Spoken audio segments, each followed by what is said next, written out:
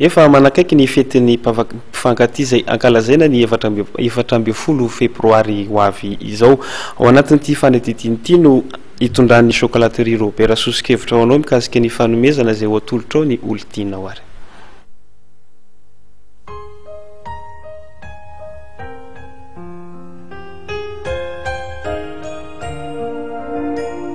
Tonga soa eto amin'ny tontolon'ny chocolat eto amin'ny toeram-pivarotana sy toeram-pamokarana chocolat amin'ny orinasa chocolaterie Robert Sonerano no misy anao.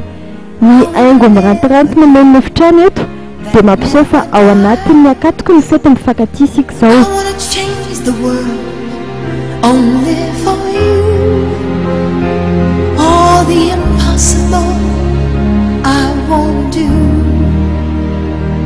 I wanna hold you close under the rain.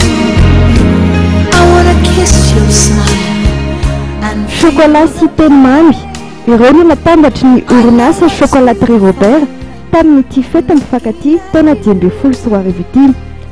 Tian'ny chocolaterie Robert sy amin'ireo karazana chocolat spécial Saint-Valentin izay noforoniny manokana ho fahatsiarovana izay fety mifankatia izay fa azo atao tsara mila ny fitiavana amin'ny alalan'ny fanomezana chocolat.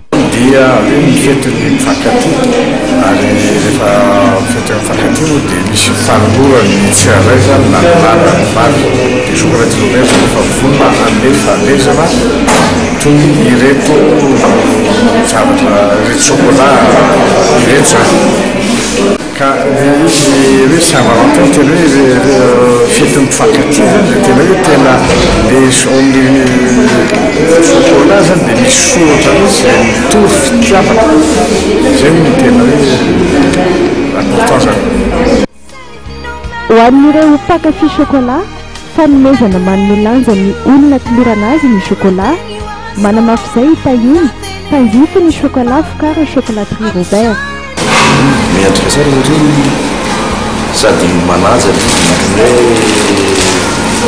standard tia azy daholo dia amin'izay tsy handisy fanantenana ny anankiray zany. Efa azo jifaina manerana ireo toeram-pivarotana chocolaterie manerana nosy ireo chocolat mirakitra teny mamy ka ho any Antananarivo dia efa azo jerena eny Tamena sy eto Sonerano zany.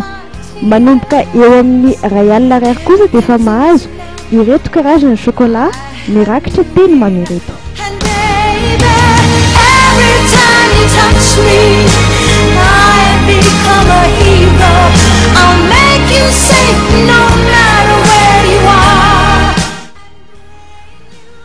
Iny fanadidina mahafinaritra indray tompoko lasy tompoko avy noentiko misaraka aminao indray amin'ity takariva ity akasitrahana feno ianao tsy nisaraka nena ndritra izay minitra maromaro ny rahantsika teto izay asaina hatrany nefa ianao tsy hisaraka amin'ny fahitalavitra matv mbola ao rehefa andarana izay efa nomanina ho anao mameo fotoana anao ary amin'ny manaraka indray tompoko lasy tompoko avy veloma tompoko.